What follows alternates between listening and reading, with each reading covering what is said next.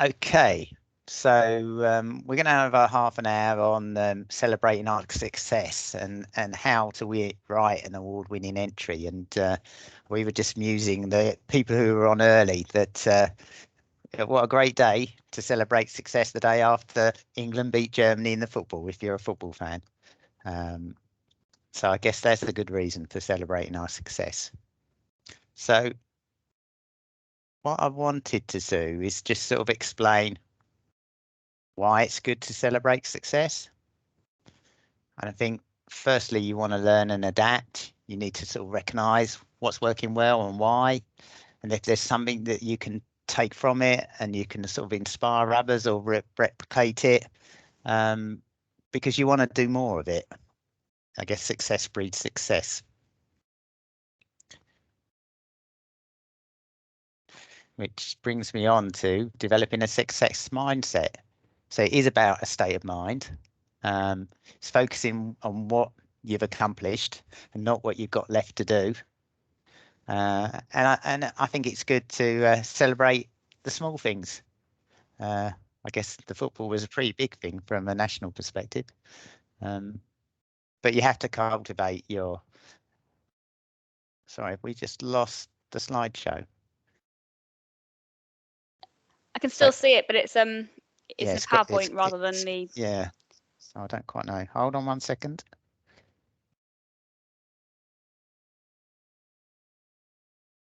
There we go. There we go. Not quite sure what went wrong there.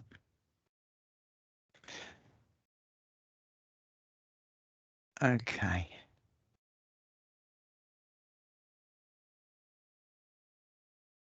So the motivation is the next bit. Sorry, lost my spot. And I think we are motivated. Well, I certainly am by my successes. I've certainly suddenly thought that England can actually win the European Championships now. Before yesterday's game, I was pretty sure that we wouldn't. So you need to give yourself as many opportunities to be successful as you can. And we're going to sort of come on to the number of different awards that are available for us to access, and what we can do about celebrating success.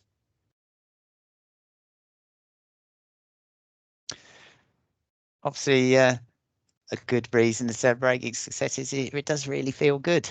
I've been part of many teams, either sporting or work-wise, and and when we'd done something well, the accounts had been successfully closed, it did feel good, and you do go out for a drink to celebrate. I think we're all driven to try and improve our lives, make ourselves feel happier, be good.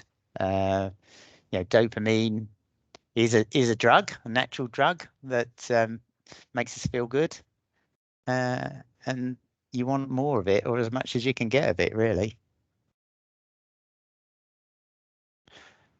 And I think for me, celebrating success, it's great if you as an individual achieve something, but I am always just as pleased if we get team success.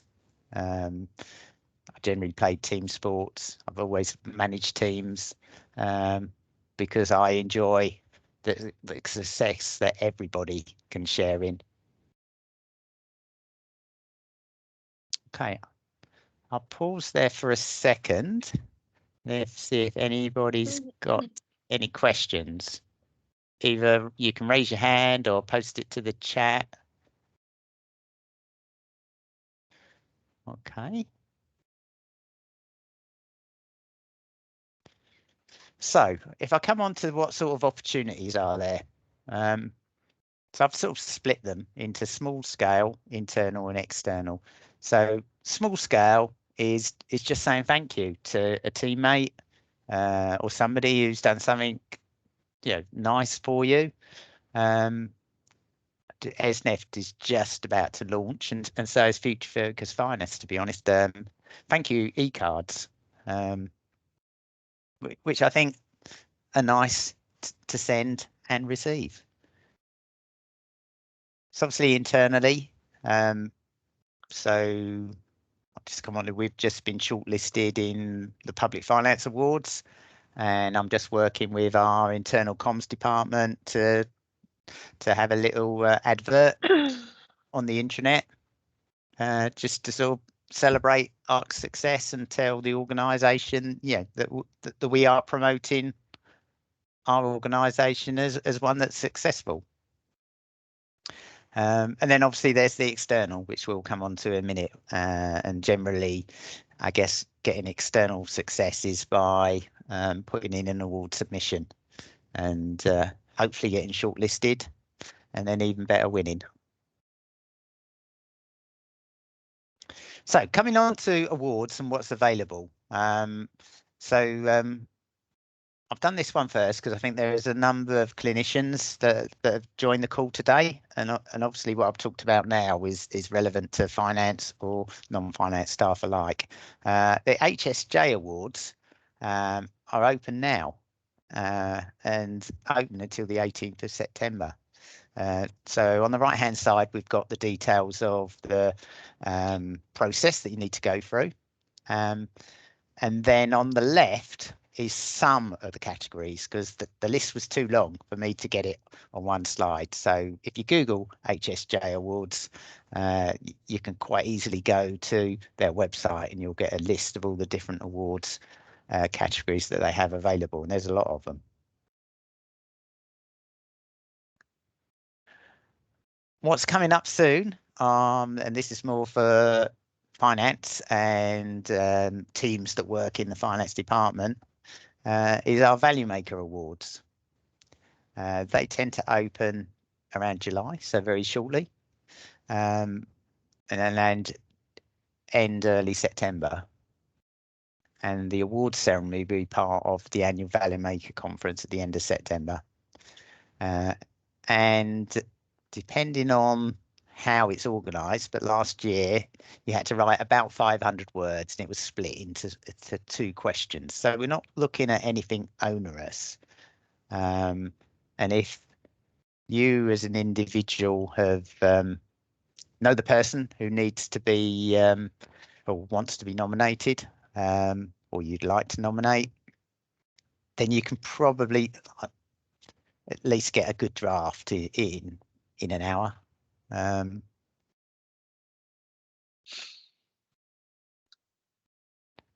So what's coming up a little bit later is the HFMA National Awards. They tend to open about August and early October. If you're shortlisted, you then have to have an interview that will take place in November, with the awards taking place in mid-December. And depending on the category, it is around about 1,700 words that you would need to write. And I'll take you through the structure of this one shortly. So this is an award that we won. That we won the Governance Award. I think we were shortlisted in one other award. And as a result of that, in terms of success breeds success, I've been asked to judge on this year's Governance Awards. I wouldn't say governance is necessarily my strong point, but it's again sort of a great opportunity. It was nice to be asked, and I sort of accepted. So that's how success can breed success in other ways.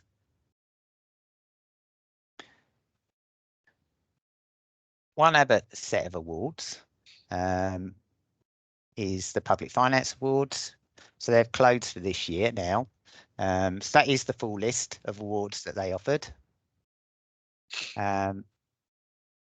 Shortlist was announced a couple of weeks ago, and we've been shortlisted for NHS Team of the Year.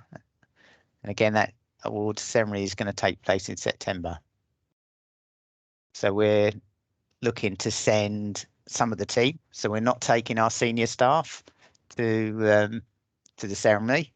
We want the team that has been involved to go. And if they win, that they're the people that can sort of accept the award. So I guess that's sort of another spin, or how you can reward your staff for being the best that they can. Okay, I'm going to take a little pause there and just see whether anybody's got any questions. Just conscious that a few people joined a bit late. So I think the slides will be circulated afterwards. They've got some notes in terms of what or the reasons for celebrating success. So if you were late joining, then you won't miss most of the content. Okay. So just to give you a little bit more information on how you might want to structure an award bid, we're using the HFMA one as an example.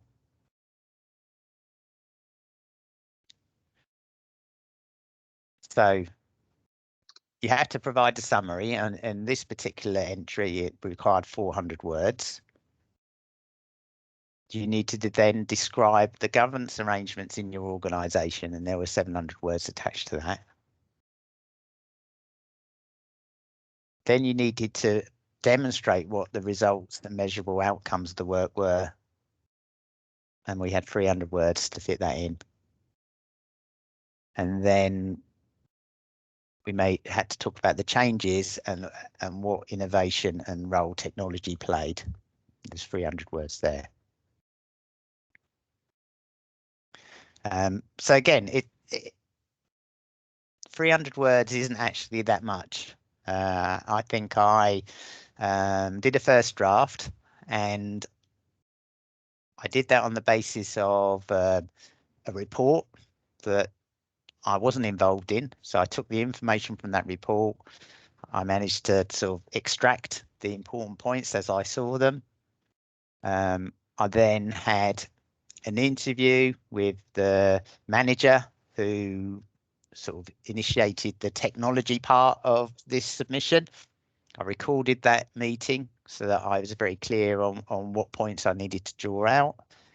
And I reckon it probably took me a day to sort of come up with a pretty good draft, which I then circulated for the people who were involved in the process to say, had I captured the really important points? And I think that took I don't know, it's probably about 15 minutes to read it. So they could respond pretty quickly and give me a little bit of feedback. Fortunately, I'd done a pretty good job, so there wasn't a huge amount of change to make, and we were sort of ready to submit. So I've sort of described the approach to the written element. The other thing that this particular award allows you to do is submit 4 pieces of evidence to back it up. So again, it's about choosing the best pieces of evidence that really nail it, for that you have done what it said on the tin in terms of the description of the award. So I think we had an audit report that said that it would do an excellent piece of governance work. We had I think an email from our chair of our audit committee who was saying that we'd done a good job. So we had some good pieces of evidence to back up the fact that we weren't gilding the lily. This is what we had done. And then once you've been shortlisted, then in this particular award, you've got an interview to prepare for. And whilst I was the person that wrote it, I wasn't the strongest person to be part of that interview panel. So they're restricted to 3 in this particular one. But what I was interested in is how the process worked. So it's sort of, if you don't ask, you don't get. So I said, I'm not going to be part of the panel, but can I watch and see how it all goes? And they were more than happy to allow me to be part of the process, but just not get involved in the process. So we prepared it like we were preparing for a job interview. We had a pre-meet. We kicked around the questions that might come up. We sort of indicated which person we thought was strongest to answer that question. So we had the guy who did the sort of technology element on the panel. We had our lead, our deputy director of finance, who was involved in the financial management side of it was around COVID investment proposals, so that they'd done the financial management. And then we had our director of governance. So again, we tried to get big hitters in to actually really sort of beef up our presentation and our interview. And we then, obviously the interview happened, and it's about giving your best shot on the day. And I have to say, for me, the only one frustration is behind the camera, the people who are being interviewed can see you, and one of the questions I really wanted desperately for one of them to get a certain point across, and I was just trying to work out if I could mouth anybody anything, but there's just no way that I could really. So I just had to sort of keep my mouth shut and try not to get too excited about it. But I thought all in all we did a great job. We had a little bit of a wash up after the interview. Most people we concluded that we couldn't have really done much better given the circumstances, and left it at that.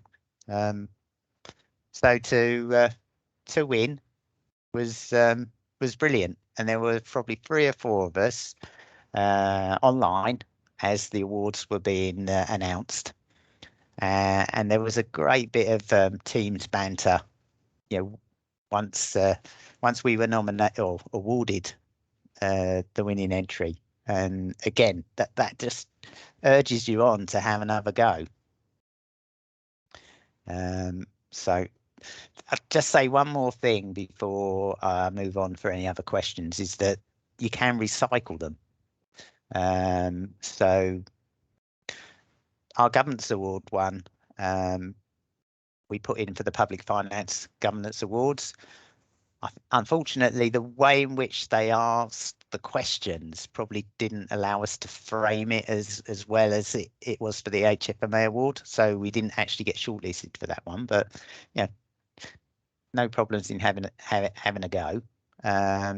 Whereas our team of the year, which is our ESR and finance systems team, they won our HFMA Eastern Region team of the year, and it was fairly straightforward to just recycle that bid for the Public Finance Awards, and they'd done a few extra things since we'd put the original award in, so I was able to enhance it a little bit as well. So with very little additional work, I was able to get into position to submit that, and that one has been shortlisted, and we'll wait to see whether it's successful or not. So that's my presentation, to be honest. More than happy to take any questions in terms of a general nature or of a specific nature in respect of anything that I've said.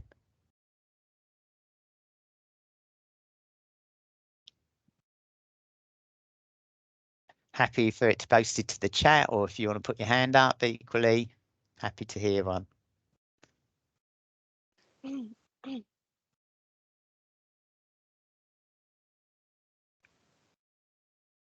So Jackie is just, but even getting shortlisted is a massive boost to the team, and you're so right. I'll tell you one thing. So I've been in the job now about 18 months, and I was interviewed in the December, and I had to make a presentation, and I said one of my objectives would be to get us shortlisted for a national award within 12 months, and I did it in 8, and won within 8. So actually, to be honest, I did it in about 6 because we got shortlisted but not won, but then we won after 8 months. So yeah, I was over the moon. I achieved my objective well in advance.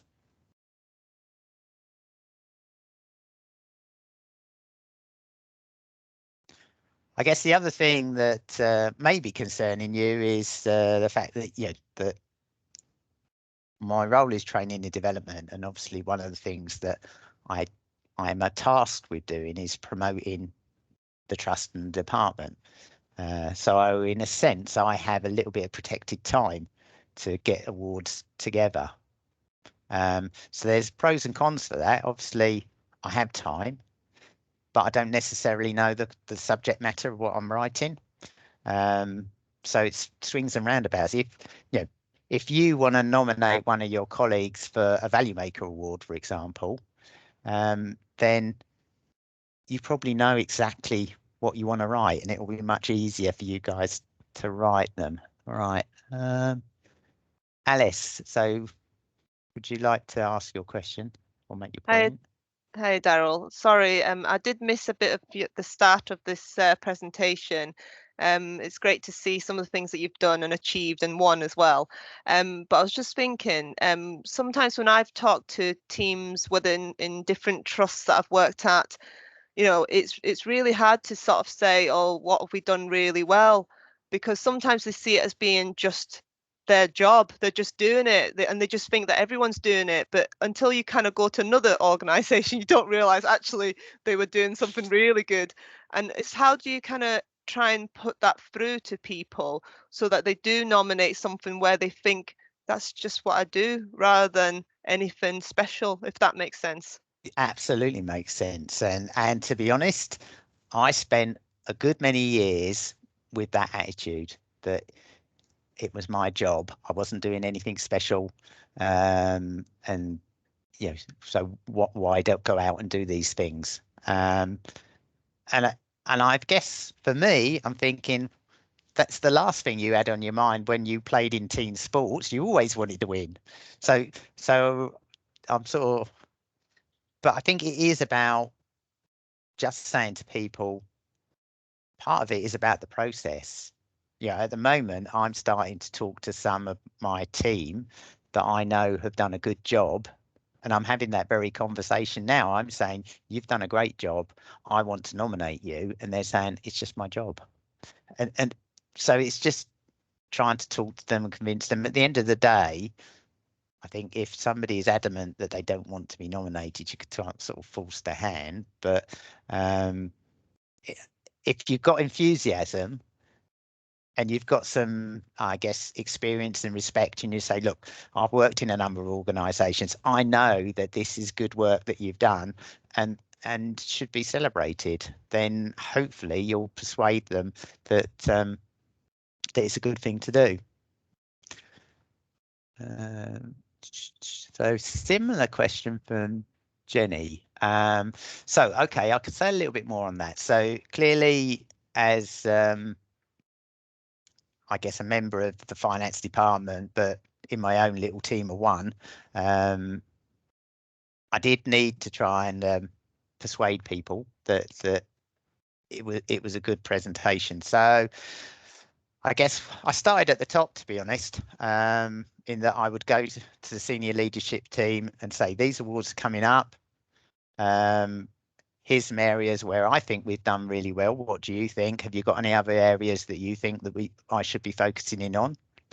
I would then, if they gave me some ideas, I would follow it up by talking to those people or those teams saying, I think this was really great. Would you mind if I wrote something up? And when we had a couple of people where, they didn't really, weren't really that interested in the limelight, and some of the team managers said you won't persuade that individual to say yes. But it didn't take much, to be honest. I think people generally do like they're having their ego stroked. And if you're prepared to help them construct something that says they do a good job, I think most people will be really grateful.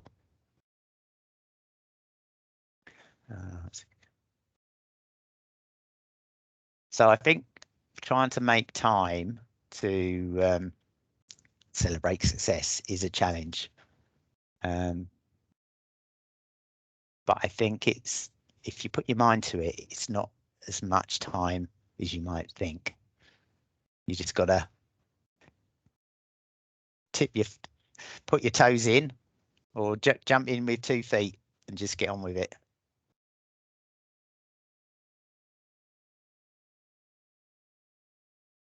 Alice, you got another question? Yeah, I'm just going to ask you everything. That's fine. I know myself, and I'm not great at writing sort of, awards and, nominations and things. And I'm just wondering what there is out there that can help support people in the actual writing of it, if you know what I mean. Because I always find that if I write something, it'll probably be very black and white, and it might be only a paragraph long. Whereas my HR colleagues, they're really good at it, and the fluffing and everything else, and they can make it about 5,000 words long. Do you know what I mean? So I guess is there anything out there that can help people like myself that can help with the actual award writing of it side of things? Okay. Well, what I could have a chat with Sophie afterwards. What I might be able to do is see whether we can anonymize a couple of examples that I did that can be circulated, to see that, my wife's a teacher and she'll tell you that my English is terrible. Spelling is bad, grammar is bad. But I think, I think you just need to write passionately. And if you think somebody's done a really good job, it's not that hard to get that sort of passionate words out.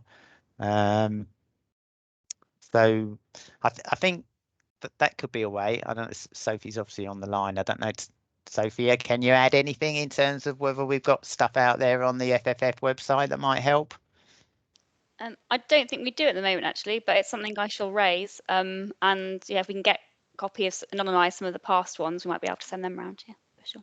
Yeah, I think that would definitely be really useful, because you hear about people winning awards, you hear about snippets of it, but sometimes you could be writing about the same thing, but actually one is written so well, whereas another one might not be so well, and that's what might win you the award as such, if you know what I mean, even though it's the same type of work that you've done, the same sort of experience and the same outcomes, but it's just having those little, I suppose that it's a bit of a skill, I think.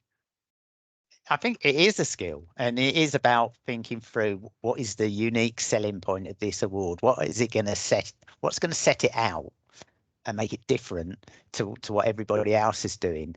And if we go back to the governance award and the fact that it was a 2-stage process, so in my mind, it was basically the 400-word summary.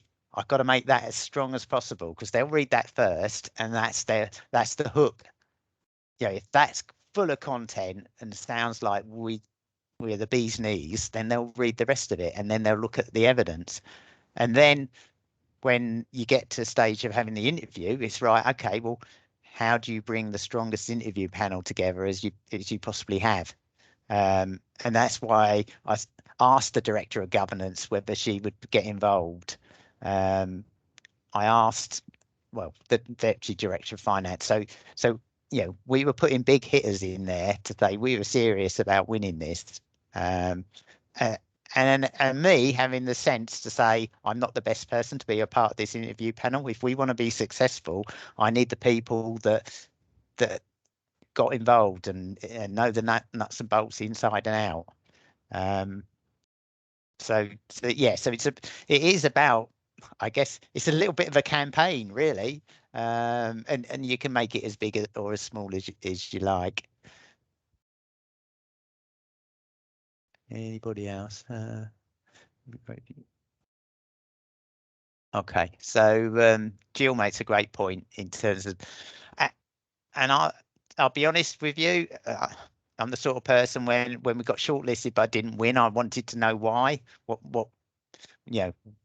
was different about mine that didn't make the cut. And just to say, one of the things is Value Maker Awards. A lot of the applications came from the north in comparison with the rest of the country, and I guess volume helps. I think the North they've been very good at writing awards, and if you look at a lot of the HFMA, they win a lot of those awards as well. So they've got a mindset of wanting to celebrate success, and so I'm speaking for the rest of the country in that we want to compete with them.